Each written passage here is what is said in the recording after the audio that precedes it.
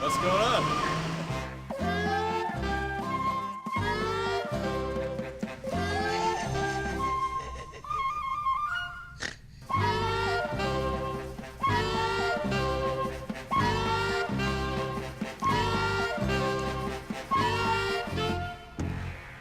What's going on?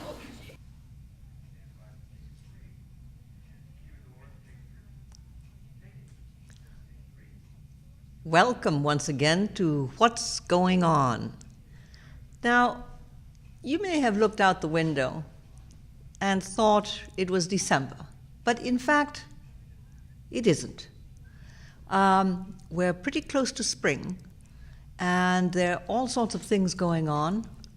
My name is Dolores Vidal, and our usual co-host, Jeanette Cranshaw, I'm afraid, will not be with us today. However, we have a great guest that I would like to introduce, and he is our town administrator, Mr.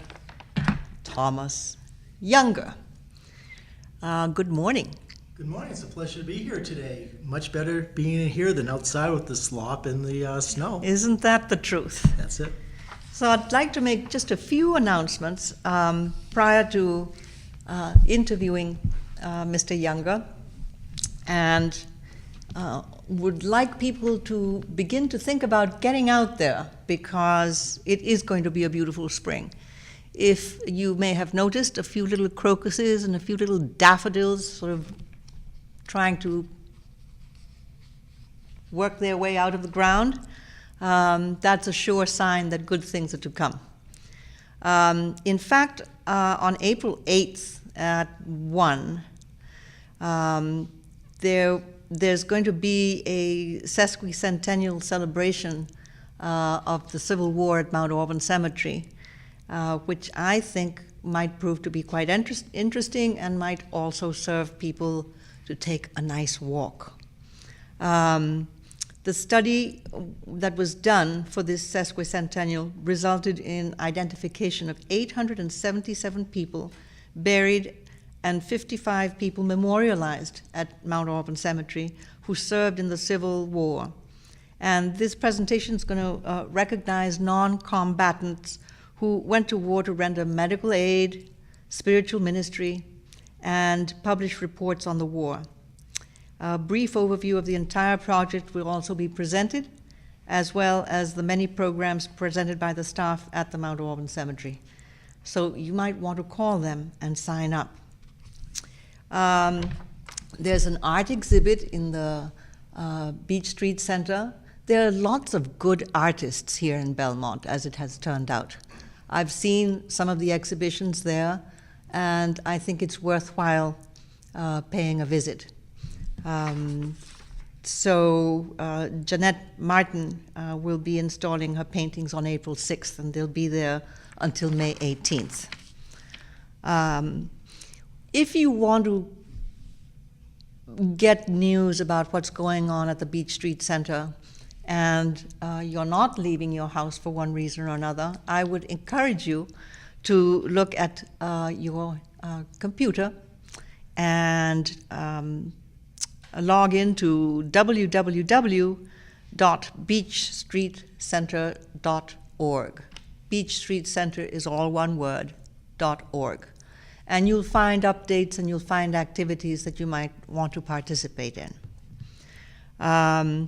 Don't forget that town elections are on Monday, April 4th, and take a little ride to your precinct and make sure you vote. It's important to participate in our local elections. Let's not forget. And our visitor today, Thomas Younger, has hours to listen to whatever we might wish to tell him or ask him on the first Wednesdays of each month at the Beach Street Center. So he'll be there Wednesday, April 6th, from 2 to 3. And if you have something on your mind, I would encourage you to go. Again, there are a series of exercise programs there. One thing you might want to consider is calling your insurance company if you have something other than Medicare as a supplement to see if you can get reimbursed for any of the classes that you take, because after all, we're looking to stay healthy, and exercise is a part of staying healthy. And so some insurance companies would like to encourage you to do so, because in the end, it lowers their bills if you're healthy. Makes sense, doesn't it? Monotony Weatherization Assistance Program is something else you might want to consider. You can also look that up on the website that I told you about in order to consult with them regarding lowering your home heating costs. That's an issue for all of us. So the springtime walks are beginning on Tuesdays and Fridays, starting on April 19th.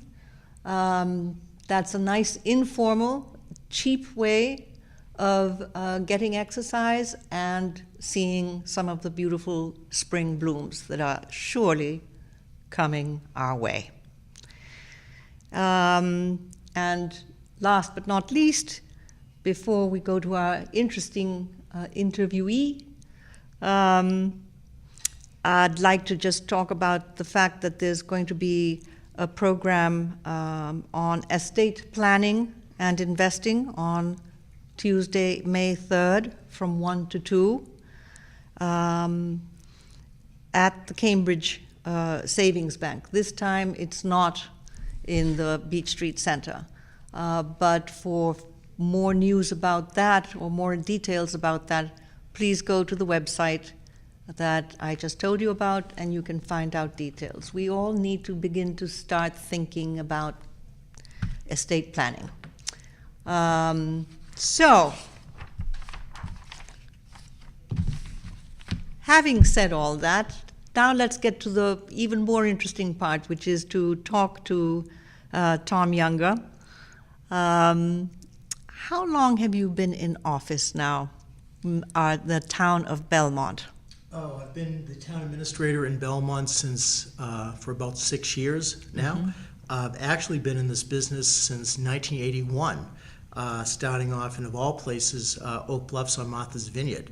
Really? And that's where I started in this business after I finished up graduate school. How lovely. Oh, man, I'm glad you're here, but it would have been hard for me to leave Oak Bluffs. Well, it was different at that time. I was probably young, and going down there in the winter was much different than in the summer, and I actually lasted a couple of years there, and then you moved on to another community, which ended up being Norton, down near the Attleboro, Taunton area. But yeah, legitimately, I've been in state, local government since 1981. Mm-hmm. And tell us what it is that, actually I'd like to ask you specific questions. Sure. How many unions do you have to deal with in our town to negotiate? Well, when we're talking town, the school department has their own unions for their teachers, their clerical staff, and so forth. For the town, I can go specifically who we have. The police department has 2 unions. One is their patrol officers, and one is the unions for sergeants, lieutenants, and such. Having a split for 2 different unions is not unusual in local government for that. Fire department has 1 union that covers all fire personnel. The dispatchers, Belmont is very fortunate to have a centralized dispatch organization and not having fire and police separately dispatch on their own. They have their own union. Our public works department, those are the ones who do all the road work and such in parks and in town, have a union. The library department, though we only have one library in town, we used to have 3 years ago, has a union. Our clerical staff has a union. And So it's lots, isn't it? it's lots, but that's not unusual in communities. Most communities will have those types of union personnel for all their departments. We also have, our department heads are not unionized, and there's other individuals in town government who are not unionized also. Does that make it easier or less easy to try to achieve the goals that you're attempting to achieve? You generally go into negotiations with unions, and we have a very, very good working relationship with our unions in general government, with what our goals, and you try to reach mutual goals. I mean, if things such as healthcare, if the cost of healthcare increasing is hurting both the individual member and the town because of the cost, you work and you try to a way to try to reduce the costs together. Our unions are very cognizant of the cost issues with town and such, and they are working with us at this point. Well, that's good to hear. Now, I think on many people's minds is the issue of the budget. Sure. And so many of my questions are motivated by concerns that I and the rest of the people in town have about rising property taxes and, Sure. And ways in which the community might help to reduce those. So any ideas or any suggestions that you might have along the way, I would really appreciate, and I'm sure That's our audience would as well. Rentals of property such as skating rink or Beach Street Center, how does that, what role do those play? Okay. Well, the Beach Street Center rentals is a new phenomenon here. We never really had the opportunity to rent space in a lot of our buildings previously.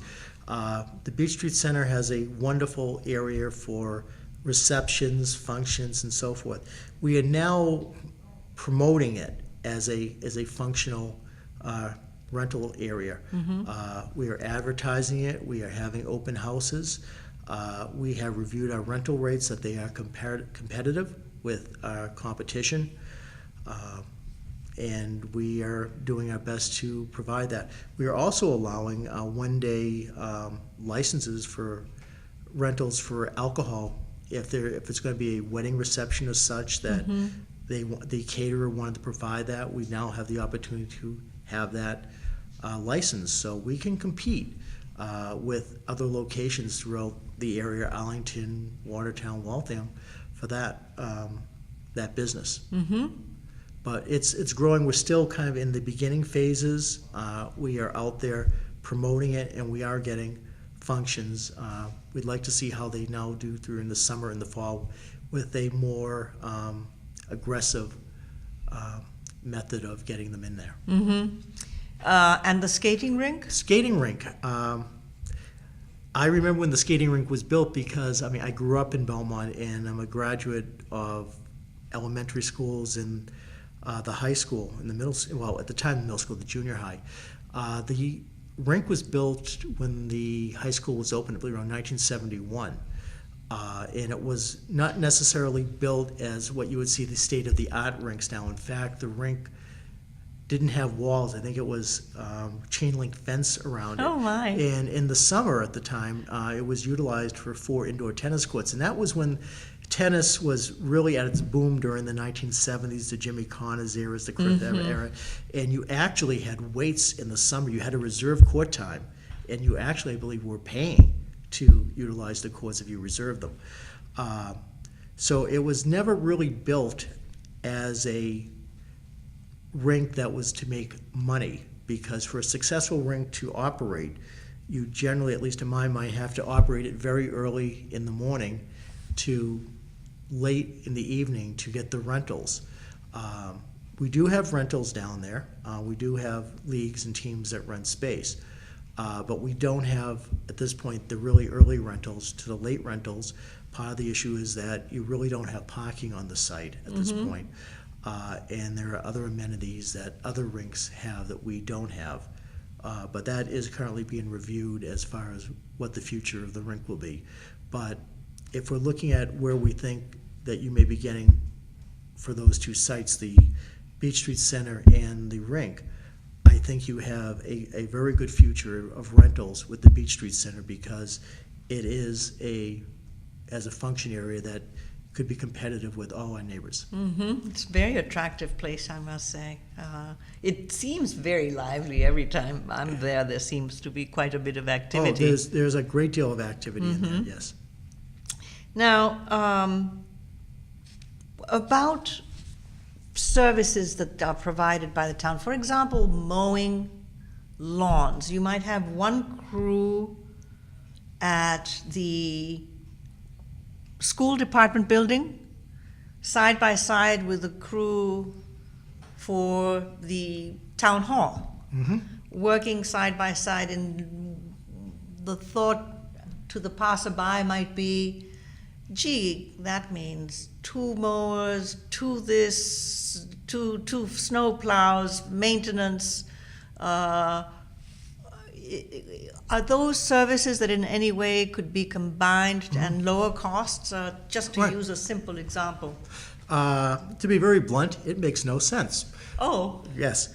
But what we are doing, and I'm very excited about that, and for those individuals who may be watching us today or who are town meeting members who will be at the annual town meeting, there is an article on the town meeting warrant which would allow us to accept the state law, which would allow the general government and the school department to combine their facility maintenance functions into one department. Currently, general government has one department that covers their buildings, and then the school department has a maintenance crew that covers their buildings. What the plan is to have town meeting approve, and there's a lot of support on this from good. From the Board of Selectmen and such, and I believe the school committee, to formulate this. What this would allow us is during the budget cycle, next budget cycle, to develop one budget and to have the facilities group respond to one director. So one director would be operating the entire process to how we maintain our buildings and facilities. But you're absolutely right. It always amazed me is because town hall is next to the school administration building, and you would have a certain amount clearing the sidewalks up to a point, and then the schools. Yes, yeah. And that made absolutely no sense to me whatsoever. So what this would do would be resolve that problem, which you see literally out there. But what it would also do is it would allow for planning to maintain all our buildings and functions. Perfect example, you come down to the town hall. There's a reasonably new parking lot from when it was built. And every 2 years or so, we need to restripe the spaces. Well, there are parking lots at the schools that need to be restriped and so forth. So instead of them going out and doing their plan to restripe and us to have a restriping, you would have the one director make the plan saying, okay, in 2014, we'll be restriping all parking lots. It should be an economy of, basic economy of how long it will take us to do that by having one party doing, let's say, striping, and you'll have a plan. So you won't have, and it should be savings of money because you'll have one group doing that painting of that. I'll give you an example recently. In our capital budget, we have repointing of the police station. We've met with the school department. If the school department even now has any repointing to do on their buildings, we will work together to have that put out as one product versus having them go out and get their own person to repoint and us. I think we need to do that, particularly in these economic times, because the voters and the public are looking at what are you doing to save and what looks to make sense. Well, that's good to hear. Yeah. That is good to hear. Because yes, it does make sense. And when one sees it, one says, something wrong with this Right. picture. I want to have as few people now saying the and more people saying that makes sense. So, the discussion regarding whether or not we need a new library, it would seem it seems as if the idea of renewing all the time from scratch as opposed to repairing something that you have or fixing it is much more costly to somebody who may not know the subject very well. But new buildings to replace ones that are already there that might be improved upon, aren't we talking about millions of dollars of difference? There could be, but there is somewhat of a plan here. Now, I mean, I remember dating myself here, but I remember when I was much smaller, and my mom would take me to what used to be the Waverly branch of the library. At that point, we had actually had 3 branches of the libraries. Now we only have the one main library. And so what they're looking at here is part of a possible plan. I'm not saying the plan's in place, but we have a number of buildings that we need work on. The library plan was that they have submitted for a grant application would be for a new library to be constructed across the street where the softball fields are. Part of the discussion would be that the police station could possibly, nothing has been made definitive, could possibly move into that library site there, and you would need, and renovations take place there for the police station. And that's a possibility, and that's where you're looking at planning of basically taking an older building and basically reusing it for another municipal use. And then what happens to the police building? Well, that's an interesting item when you look at that complex there. Yeah. Well, the whole key here is first, if that did occur, not saying it would, but if it did occur, there is somewhat of a domino effect. You have to build a new library. Not if the old library, the central library, was renovated, that would eliminate that the police station could move there. Right. So let's just use the scenario, if the library moved there, you would actually have the police station vacant. You probably will eventually have the light department building vacant, because if the new substation is approved somewhere in the near future, the building's vacant, but the generators are there. The generators would have to be moved. That would be vacant. So there's a possibility that you could dispose of those 2 buildings, bring revenue into the town from the sale of those buildings, bring in revenue via making them now taxable versus they weren't prior. I see. So that's the possibility on that. But as far as the library itself, that will be an article on the town meeting warrant for this year. And that is just to approve them to apply for the grant. This is not to approve the funding for the new construction. This would be allow them to apply for the grant and accept the grant if they receive it for state funding for the library. The funding for the library and a debt exclusion vote for that would be down the road. So, Tom Younger, there are probably 50 other questions that I'd like to ask you, but I'm afraid we're running out of time. And I was wondering if you would consider coming back to see us.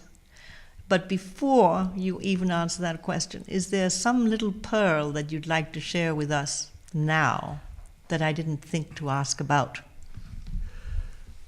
Well, I think the pearl is at this point, and my intention, hopefully after July 1st with the new budget, is I want to be more interactive. I mean, I think I'm very interactive with the public as it is, but we are looking to improve our website to be even more interactive with the public, where to a point where if you see a pothole, I'll give you a very example, that seems to be something that in all communities, pothole seems to be one of the issues that you can't Absolutely. move away from. Yep. is with the site is where if you see a pothole on Holden Road, you can go on any time of the day, click on observe pothole in front of 35 Holden Road, and that it would go directly to our DPW.